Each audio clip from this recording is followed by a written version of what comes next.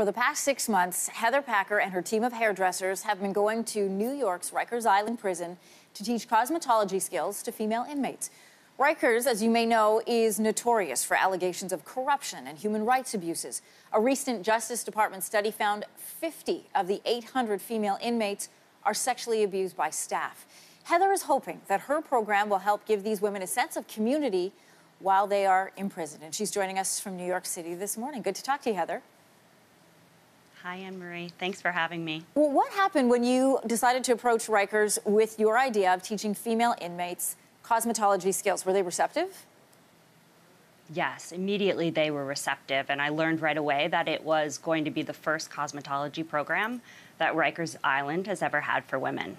Why did you decide that this would be a good fit? You work in a high-end salon, you charge $75 and up for your skills. What made you decide that this would be a good fit there?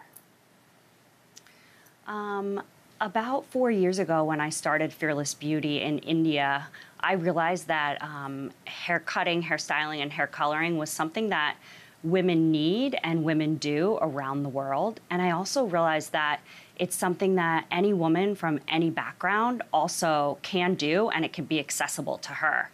So when I found out that a friend of mine was doing a program at Rikers Island with music, my wheels started spinning, and I thought, wow, this is a really great place for us to do what we do.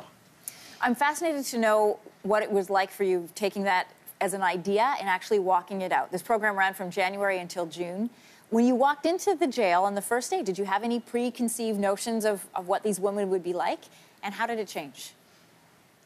It's interesting. I feel like a question like that is asked to me often. And going into it, as anyone could imagine, I did have some ideas around what it could be like. There are so many stories around what jail or prison can be like, and also living in New York City, what Rikers Island could be like, and the women could be like that. And I just asked myself and all the teachers who went with us to be open to the women as human beings. And to be totally honest, it was intimidating at first. Walking in, you go through several security checks, and you walk through bars, and you're with corrections officers. And to everyone there, it's very normal. And to us at first, it was out of our normal.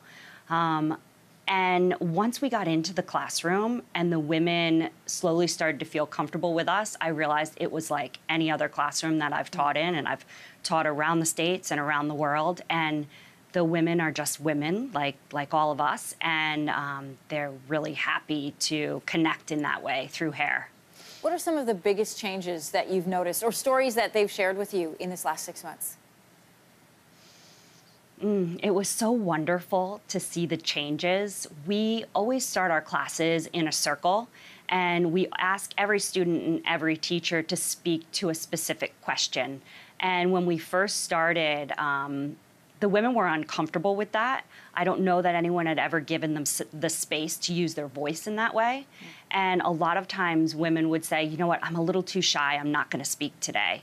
And so we just moved on to the next person. But by the end of our program, our circles lasted longer. And I'll never forget one of our students who, she's an incredible speaker, and she would look me in the eye, and tears would be in her eyes and tears would be in my eyes. And I asked her, what was the best thing about the program? And she said, you know, I don't know if words can describe how much I got out of this program. At the beginning of the program, I was at the lowest point in my life. And I thought, who am I to step into this space and be a part of this program? And she said, not only now do I know that I want to be a hairstylist, but I also want to be a part of Fearless Beauty, and I want to come back and help other women. Wow, you've given her a hope and a change in direction. Heather, thanks so much for telling us about Fearless Beauty. My pleasure. Thank you for having me.